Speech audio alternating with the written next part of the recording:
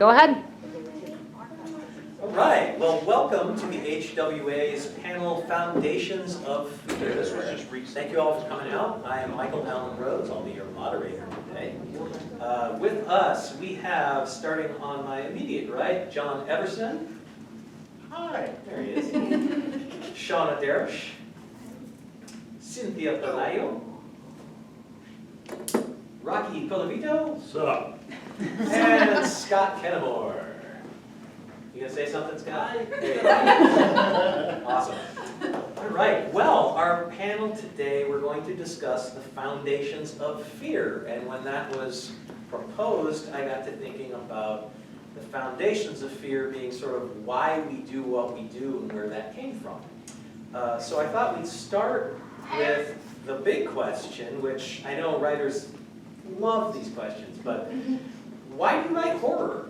And I think we've probably all had that discussion with somebody in our lives, a parent or a loved one who's like, what's wrong with you? Why do you do this to yourself or others? So I want to start that way, and we'll start in order. We'll just kind of go down, and then we'll bounce around a little bit. But why do you write horror, and what attracts you to horror as a genre, or as, if you don't write specifically what is horror, using it as a theme in your work? John? First, oh no. So I don't know. No, I do know. I blame Twilight Zone and Night Gallery and Hitchcock. And because when I was a kid, I watched all of those series, One Step Beyond. Anyone remember One Step Beyond? Yes. Rocky's got you. Outer Limits. Like those were all, that was all the TV I watched. I read science fiction. I didn't read horror. So I do not have an intense background knowing all horror from the 70s and 80s because I didn't read it then. But I watched a lot of TV. And so when I started, I always wanted to write, and my first short story was actually like a riff off Isaac Asimov's Foundation universe because I was a sci-fi geek. But when I tried to write horror, or tried to write stories, short stories in college for creative writing class, like they might have a little bit of sci-fi to them, but they always ended with this nasty twist. And the more I kept writing stories, the more it always was that way. I was like, why do I keep doing these nasty twists? And then I realized it's because of all those anthology shows you used to watch. And I just gave up even trying to do aliens because my aliens sucked. Shawn? I think I was more attracted to horror because I'm an introvert, so, and I dress very, very conservative, but I'm not. And to get my voice out there, I wanted to write stuff that shocked people. And so I actually started off in splatterpunk, and not even meaning to, I didn't even realize that's what I was writing. And now I'm more into more psychological. I do love, like Twilight Zone, I love where there's a twist. You think you have it figured out, but it's totally not what you think. But I've always been that because I guess it's a way that you've been through trauma in your life to have a control chaos. And I think that's why, and it's an escape for me. It's an escape because I was brought up really religious and really conservative. My parents are. I'm not, but they are. And it's something. It's always been an escape for me. And I still like to shock people, but I think a lot of the stuff that I've been writing lately is more psychological and more quiet, and it seems to have more of an impact, I'm realizing, than any of the stuff I wrote when I was doing splatterpunk. Cynthia? So it all started when my brother was babysitting me, and I was 6 years old, and he was watching A Nightmare on Elm Street. And it was like a big floor wooden TV, and we had the VCR, and I walked in right when it was the scene where Freddy extends his arms in the alley, and I was just like, and that's where it just went. And then from there, and I remember him saying, it's not real, come watch this, it's not real. Maybe so I wouldn't cry until mom and dad. But I finished watching it with him, and I just started, from there, I would watch The Twilight Zone, Alfred Hitchcock Presents, The Outer Limits. I watched Cycle with my dad, and my dad thought it was fascinating. My dad and my brother thought it was fascinating. My mother, who was very conservative Catholic, called our priest. And he had to go over to the house to talk to me about this. So it was not a good thing. So she thought it, and so I had the shame from her. Like it was, this is not a good thing. This is, and my dad was kind of like, whatever. My dad was a Catholic, so he's kind of constant with it, even though he was like, yeah, whatever, let her do what she wants to do.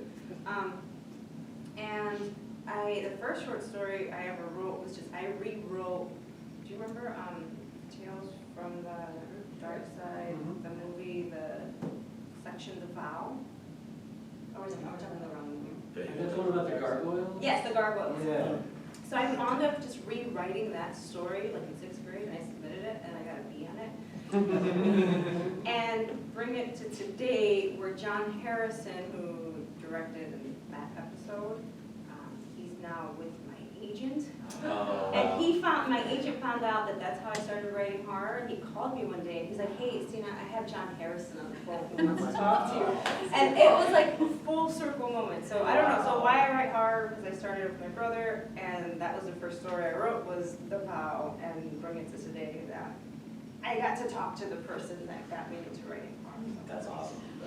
That's so cool. Rocky. Mine's a little bit more personal.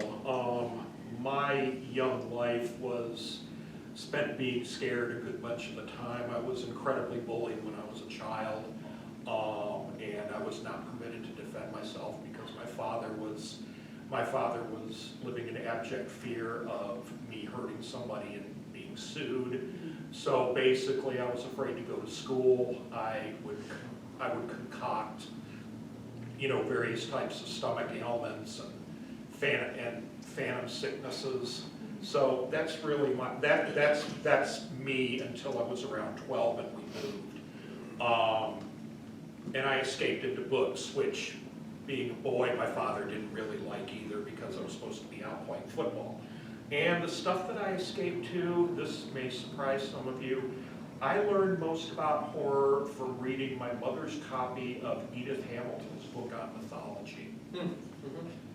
That's where, I learned about the Cyclops and cannibalism. I learned about all these fanciful monsters that you could make up for yourself. And so I was kind of drawn into that, but I never wrote it for a long time. I'd always just think about it up here.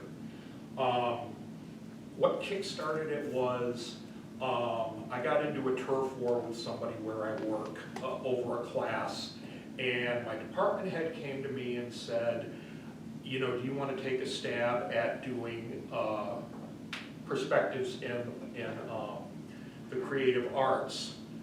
And I had written a screenplay that had gotten made for a short film that's up on YouTube. And I said, yeah, okay. And I started thinking about it, and I said, I know all this stuff about horror. I've taught it for years. I've consumed it for eons. Why don't I try doing a class on writing horror? And I said, well, this might be your excuse to get started doing it. So every time I've taught the class, I'm working on a project right alongside the class. And so I workshop it with them, and we learn together about it, and that was what basically started it. That the first thing that came out of that was a collection of formed stuff called "Can You Handle This, My Darling?" It's an exercise that I do, and then I don't know what sparked it, but I started submitting stories, and I got some published, and that turned into novels. And I'm all over the place as far as horror goes, and I'm still finding my way in it. But really, if I want to point to something, it's because I was just so frightened of various things as a child that I don't know if it's cathartic for me or not. Maybe it is because I can kill some of the bullies that bother me. That's one of the nice things about this, or people based on them, but that's me. Very cool. And Scott? All right, I've told this before, but that's because it's true, so I'll tell it again. But I'm a big like cosmic horror H.P. Lovecraft guy. Under my shirt, I have an armful of Lovecraft tattoos. And for me, the formative moment was like I can remember being 10 years old and riding my bike to a library in Indiana, the Carmel Clay Public Library, to check out this writer Lovecraft I heard about. And they had one of his books, one of those beautiful old Arkham House hardback editions. And I read the first 2 stories in the collection, just sitting in the library. It was In the Vaults and Pickman's Model. And I can remember closing the book and thinking to myself, this might be the best thing that anyone ever did ever. And I know I'm like a dumb 10-year-old and I don't know about the world yet, and I'm aware there are like life-saving doctors and architects who can design skyscrapers that don't fall down, but like this might be the best thing anyone ever did ever. And so I just, I wanted to learn how to do this thing that I liked so much, and I studied writing growing up, and I was lucky to have good mentors and good teachers, and I went to a good MFA program, and there's this stereotype that, or slander, that like, if you go to graduate school for writing, they don't like genre writing, but I went to Columbia in New York, and they were incredibly supportive, and one of my professors, David Plant, found out I liked horror. He's like, oh, I'm like drinking buddies with Peter Straub, I'll bring him next week. So Straub just like dropped by, so I was like, spoiled. Wonderful mentors and teachers, and I my first book I didn't get really anything published until I was about 30, but it was a slow build and always practicing and trying to get better. But Lovecraft was the inciting incident, as they say in writing classes. That's awesome. That's great. So you can hear there's a huge variety of roads into what we do here. And I think it's also something that I like to talk about a lot on panels, is that horror is a special genre because it can apply to other genres. It can be a mood. It doesn't have to be a straight genre call. It can be like, you can have a horror western, you can have a horror romance, you can have everything from splatterpunk to ghost stories. And I think that's why almost everybody I've ever talked to that says they don't like horror, if you drill down far enough, they do. They just don't think of that thing they like as horror. And briefly, before we get to the next question, I'll just say I identify with a little bit of everything that was just said. I was a bullied kid that was raised in a conservative household where my mom hated horror. I watched The Twilight Zone and things like that, and that brought me out of that. And I want to say one of my formative things, I think, was video games. I don't hear people talk about that as much as I think there's a whole generation of us, and anybody younger than me for sure, that was raised on games like that. And I remember even on the Atari when I was like 3, Haunted House. You're a pair of eyes going through this dark thing. And I remember, because it was the days of Atari, you had to make up your own narrative. There's a lot of headcanon that goes into that. So you're this little explorer guy, and you're like, oh, there's a bat, there's a ghost, and you're like, well, who's the ghost? And you start to create this narrative in your head. So I think later when I got into writing, a lot of those things where it's like, I'm just this weird little kid who's kind of antisocial and doesn't like the outdoors, playing on my video games, like creating stories along with those. So I think that's something that kind of happens to some of us as well. So everybody up here writes a variety of different styles of horror. What kind of themes do you like using in your writing? What kind of stories do you like telling? Just figure we'll do a quick little kind of round of this is the kind of stories I like to tell, or what I'm trying to do with my work.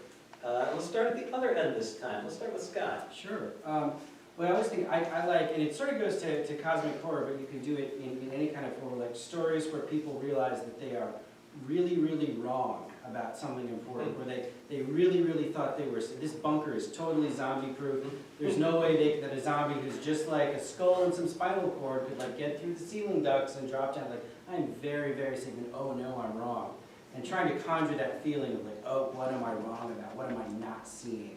Because I think that like goes to that very like evolutionary fear of like, I could look at the jungle forest, I think I'm safe because I can't see the tiger's camouflage. Like, oh, am I wrong? Am I really safe? So that's what I go for. That's awesome. Rocky? I'm all over the place. I've only been doing this, I've only been publishing horror for 2 years, so I'm still kind of a rookie here. And so I think I'm finding my way among different genres. You were saying something before about how, you know, you need to drill down and find out what people find scary. I'm thinking more like what people might find unique and then turning that into a horror story. Some of my horror is centered in the world of professional wrestling. I'm writing a series based on Italian films and books really called Giallo. And one of my other serial characters is a former pornographic film star who's become an occult detective. You know, there's always an element of darkness, and I think in one of my prefaces I said something about one of the things that writing like this does is it brings light to the darkness.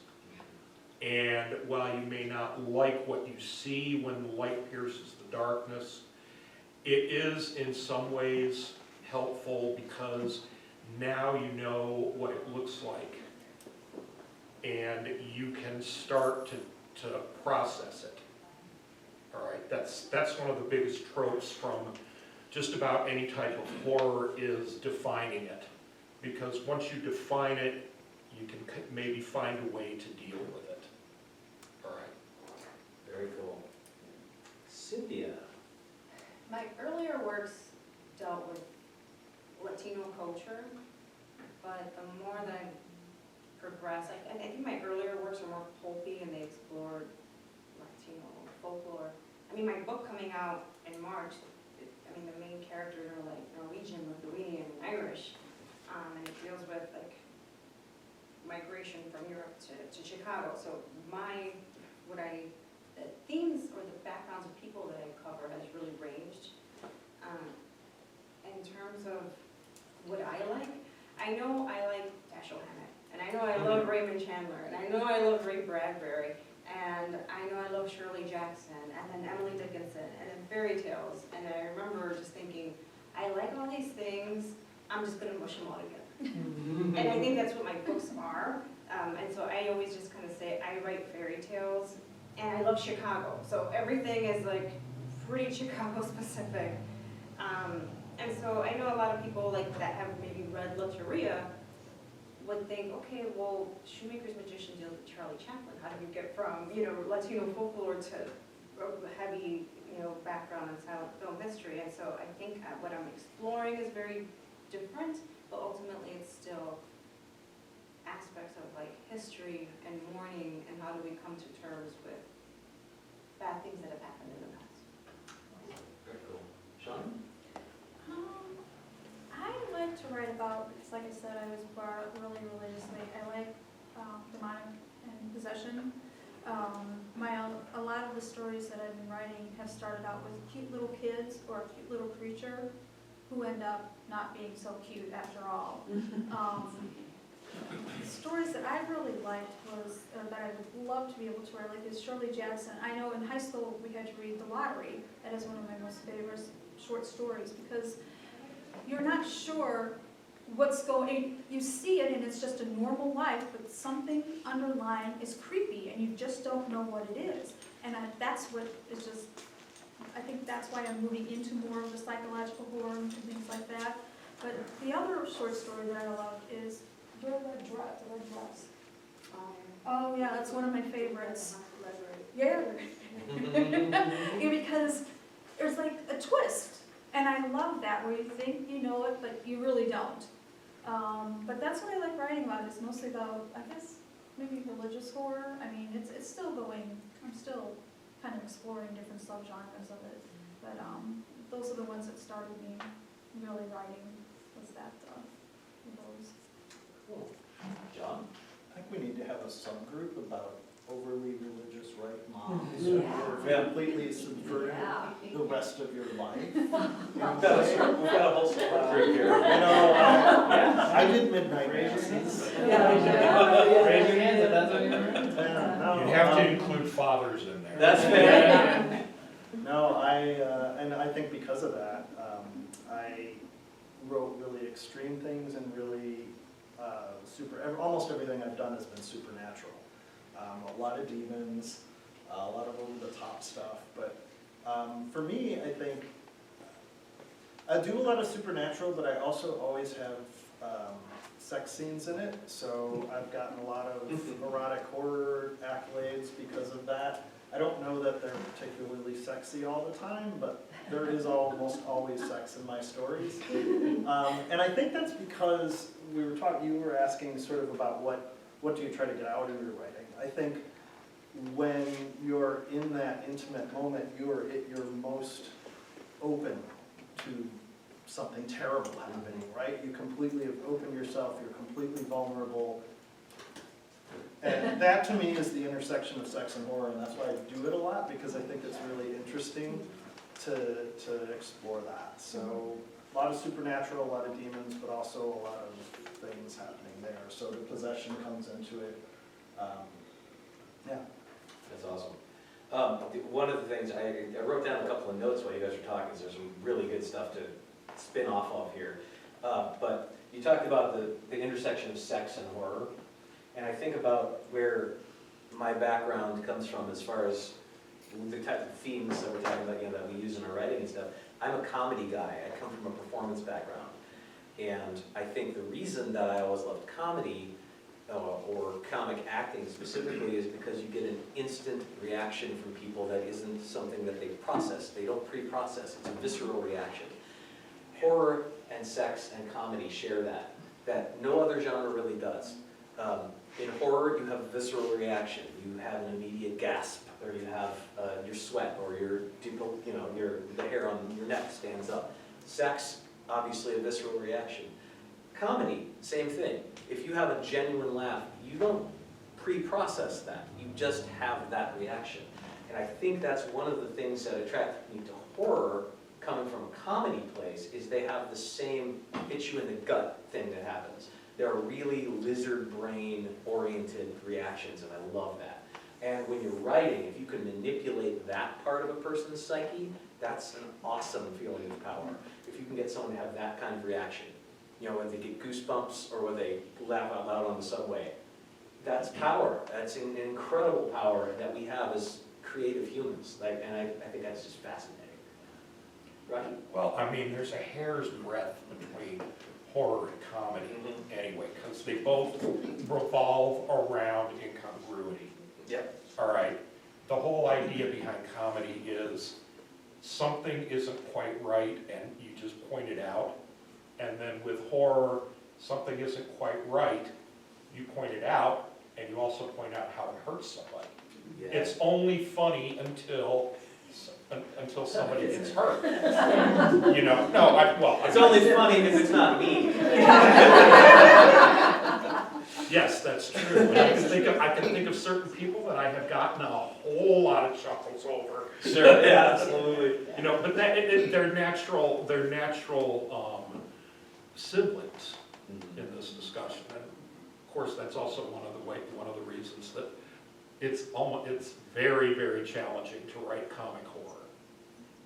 I was thinking of the movie that just came out, No One Will Save Us, the alien. Yeah. Oh, I watched it, that was good. Like, there were parts in that where it's like, oh my God, like, you would get that reaction that I'm gonna laugh because this alien thing is there, but it's terrifying too, so there was that. Well, and I love writing comic horror, and you're right, it's a challenging genre, but if you read somebody who's really good at it, like Jeff Strand or somebody like that, who's really good at it, they know how to be horrific, and then the cool thing about comedy and horror intersecting is you can use them to play off each other. So you've got horror where you've really enchanted somebody with this horrifying, terrifying thing that they're into. You let the pressure out with comedy, and then it becomes more of a roller coaster ride, because you can't maintain that tension and keep it interesting for very long, or you just overwhelm your reader.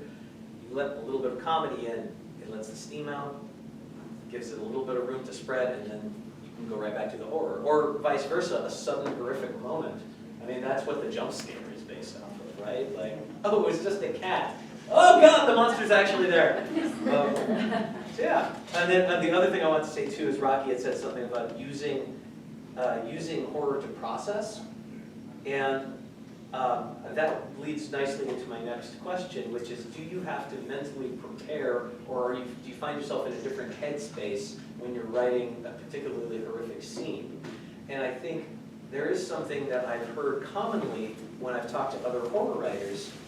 I think that a lot of us use our writing to process the horror of the world. Because people who don't like horror will say, well, the world is horrific enough. I'm like, yeah, we're all living in it. And I think some of us want to illuminate it so we can process it better. But do you find yourself in a specific kind of headspace, or do you need to prep yourself for when you're writing something particularly horrific or visceral, I guess is the question. And anybody can take that question if you have an answer. I don't, but I'm a pantser, and I just let things happen. You know, I mean, if I have a specific idea that started something, you know, like I'm working on another series right now, which is acronym, the FAFO Chronicles. So if you know what FAFO means, you kind of get the idea. But I have, you know, I'm starting to have a whole lot of concerns over what's happening with science. Now, I'm not a science disbeliever or anything like that, but the credo for the organization, it's a cleanup organization for scientific overreach, is just because you can do it doesn't mean that you should. So I kind of get that in mind as I'm working on this stuff, but really it's more like the headspace I get into is, okay, I'm writing a giallo. What kind of stuff characterizes giallo, and how do I want to process that within the framework of the particular type of giallo that I'm writing? Okay. I'm more of an appropriator, so I'm drawing from pre-existing genres and whatnot, and I'm always asking myself, okay, what happens in this genre, and what can I do differently? So I'm not completely stealing from other people. I think I identify with that because I would say I approach my writing more intellectually than emotionally most of the time, just depending on what I'm writing. But does that characterize that a little bit? Yeah, I mean, and my fiction isn't really that. I'm emotionally invested in it, but I'm not really emotionally attached to it. When I write a foreword, that's where I'm emotionally attached to it, because I'm mainly being self-revelatory. Okay. You know, unpacking some of the stuff that I'm still carrying around from childhood. Sure. Or, you know, I mean, one of my prefaces begins, "What the F is wrong with you, Rocky?" Somebody read something in workshop, and that was his response. There you go. So I try to answer that. Interesting. Anyone else? No, I'll say, kind of leaping off of that, like I often can be like inspired, but in like a dispassionate way, maybe by like science or things I read in the news. And like my next book, which is going to come out next year, I'm doing the final edits on now, like is about like AI or artificial intelligence. And I think that if you look back across horror writing, there's sort of been a tradition of that. Like one that I love so much is Sir Arthur Conan Doyle, who wrote the Sherlock Holmes stories, was also a horror writer. He published a collection of scary stories, and he has one that he wrote back when airplanes were just beginning to be powerful enough to fly above cloud cover. Because that, like, the old-timey propeller planes could go above, and he had this story about, like, what if there are just, like, big scary monsters up there all the time that we can't see, and now these pilots will start seeing them in these new biplanes. So, like, horror that comes from, like, that edge of what technology is just about to discover, for me, is inspiring. That's cool. So Conan Doyle pre-imagined the giant claw. What's the giant claw? That's cool. 50. It's on the top 10 list of horrible, not horrifying, but horrible 1950s movies. I have to see it. I'm embarrassed I haven't seen it. Interesting. I can say something, I guess. So that hard scene, I mean, that's what we want to write, I think, right? So for me, it's gearing up to write the mundane stuff that leads up to the horrific scene is the hard part. And I use music typically to get myself going on any writing project. very music person, I have to always have it playing. And so I have specific types of music that I play depending on what kind of scene I'm going to write. So that's kind of my entry, That's cool. but yeah, I don't have to mentally be like, oh, I'm going to write the hard scene today. No, I want to write the hard scene. Yeah. I have to pull back and write. Getting there is hard. Yeah, I have to sit there and write about dinner last night before I can get to the hard scene, right? No, that actually makes a lot of sense. I think the reason I have so much trouble sitting in the writing chair sometimes, I'm like, I know something cool is gonna happen later. Right now, it's just like, yeah, he got up in the morning, he went to work, I guess. Well, and some writers will actually write those scenes out of sequence, which boggles my mind. I cannot do that. Like, That's how you shoot a movie, yeah, That's true. yeah. you know? That's true. If I did that, I'd write all the good stuff and I'd never finish it. Just have a bunch of scenes. I wouldn't want to go write the lead-in. A new collection of scenes. I mean, that is the short story, isn't it? That kind of, yeah, that's true. Which I wrote over 100 of Yeah, them I mean, before I that's the ever short touched story. You them. get a good scene and then you're like, well, I don't really care about the rest. That's a good point, yeah. I think my hard scenes are just when I kill someone that I know the reader's gonna have an emotional connection to. Because like describing something like a murder scene, like describing what the detectives see, that's usually just fine. And I can kind of like a shoemaker magician, like the first body they find is like on the stage at the Chicago Theater, and I say that there's like popcorn and candy like all over it, and that was just kind of fun to write. But the hard scene was the death of a loved one towards the end, and I had to rewrite that scene. I rewrote that scene like 10 times, and every time I'd go in, I would add another layer, I would add another dimension. Like when I'm writing, and I know I'm gonna write that scene, I'll just say, he died, and I'll just kind of coming back and adding more and more. But it's not just a one pass. Those scenes can take me several passes. Sure. Death by Raisinets. Yeah. It was like I described this popcorn scoop was in the, next to the body. I love it. That's great. Writing has always been a therapy for me. Like I said, I grew up kind of really conservative and in a conservative town, and I never thought I had a voice. So to me, that's how I guess maybe I was acting out, is because I wanted to shock people. And even to this day, people still get shocked because when I listen to music, it's usually heavy metal, and it's usually like Viking death metal. I mean, I it sounds weird, thrash metal. This is what I like because I think I've had so much anger inside of me for so long, not being able to have my voice heard, that I journal. And then when I start writing something, there are times where some scenes I actually have to step away from because it'll start triggering some memories. And even though it may not be the exact same thing what's going on in the book, it still triggers. And I've actually had 2 books that I've had to put down a couple times that I've been writing because it hits too close to home. And I want people to feel the emotion. That's my big thing now is instead of just shocking them, I want them to feel that horror. I want them to feel that sadness, because that's what I felt like for so many years. And and that's one of the reasons why I write too, is so I can get my voice heard finally after all these years. But to me, writing's therapy, and I get a lot of ideas just from journaling, and it really does help. That's cool. Do you guys ever get shocked yourself by what you wrote? I'm so glad you asked that because I was literally just sitting here thinking, I'm going to surprise him with a surprise question. And it's pretty much that. Do you ever surprise yourself, either while you're writing or when you look back at your work? Were you surprised by something when you look back at it and go, oh. Like my bad example is I realized a while back a lot of my short stories, I will give something, and this might come from, again, I felt like bullied and kind of scared as a kid. And I'm like, no, I want to be the one who deals with the darkness, not as scared of the darkness.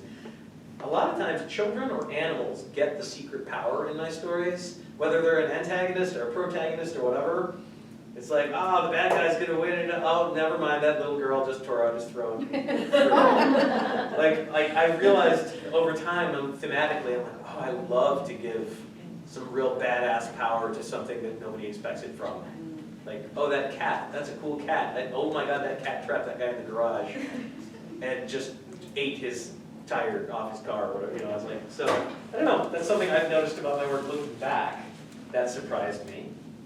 How do you surprise yourselves, or how have you surprised yourselves in your writing? I look back at my doctoral dissertation and said, you guys gave me a gift. It was just, it was bad. Yeah. Okay, most people feel that way about their doctoral dissertations. When I surprise myself,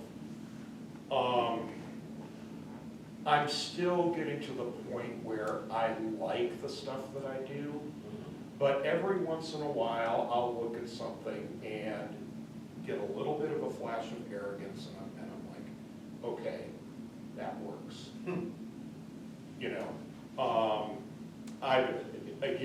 I cite the fact that I've really only been doing this religiously for 2 years, and I'm still learning a lot about it.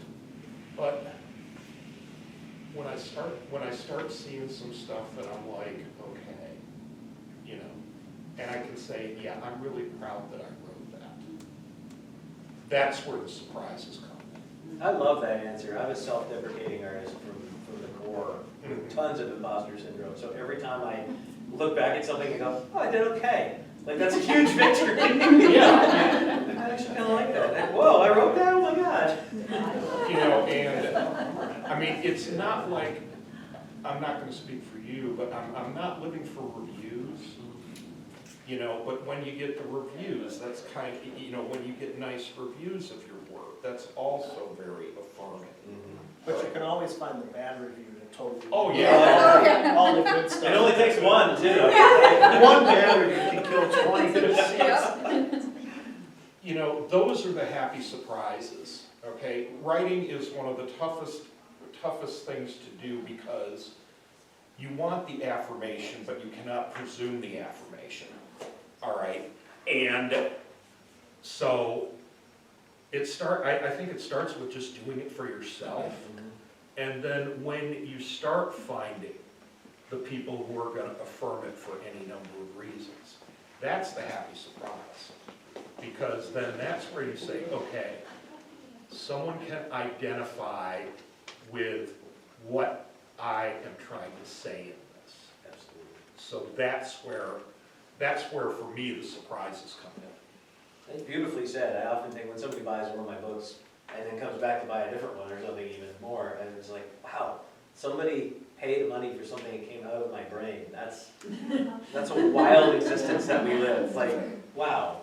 I mean, for me though, whenever I put something out on Amazon or wherever, I always insist that my email be in it.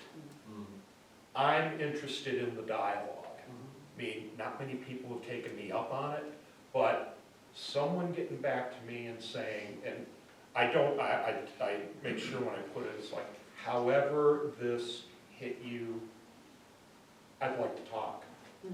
That's cool. So, The Shoemaker's Magician, much of it takes place at the Logan Theater, which used to be the Paramount Theater in 1915. And the best review that I was like, I don't need to read any other reviews, is the great-grandson of the original owner emailed me. Oh, wow. That's cool. And said, I just read the book, thank you. That's I didn't need anything else, no other reviews, and it was just, that was like the biggest gift I can get, because that historic movie palace meant a lot to me. But to say, what surprises me, I think my poetry surprises me, because I will go back and read my poetry and I'm like, I wrote that, because my poet brain is very different from my novelist brain. And so my husband knows when I'm writing poetry, because he's like, yeah, you're in that weird state and I'm very pacing upstairs. So when I write poetry, it's a very different type of thought process, and I will just sit there and just write those poems out. And then if I go back to it, it's difficult for me to go back and to read them, but like even Crime Scene recently, I went back and read a couple like this, and so it's always shocking because it comes from, I don't know, a poet's brain. Are your poems dark also? Yes. My poetry is much darker than my novels are more, they're more like tender. And they're more psychological. Like my novels are more like fairy tales, but my poetry is much more painful. They'll deal with like missing and murdered women or like a murdered child. And so those are more We have about 3 minutes left. Anybody got a short answer to that one they want to throw out there? So this will make me sound like a psychopath, which maybe okay. When I Perfect note to end on. I do surprise myself sometimes if I'm writing like Because a this is still scene going that is like on. You're gory down or to hit extreme, that button. but I'm always just Alright, like so in the next- delighted, and I laugh like Beavis and And then Butthead. start When I hear this, I just like, I please myself. Exactly. He's dead, right? That's my reaction to this. I'm gonna. I think, well, like Rocky said, they're hairs breadth apart. Yeah. And how many times have I read extreme horror and had a laugh reaction and just been like, Jesus, because it's so over the top. That's all your body knows how to do. That's the only reaction you can have. Well, we have another panel to come, so I guess for now we'll close this one, but thank you all very much for coming. And please stop by and say hi to us at our tables and stick around for the next.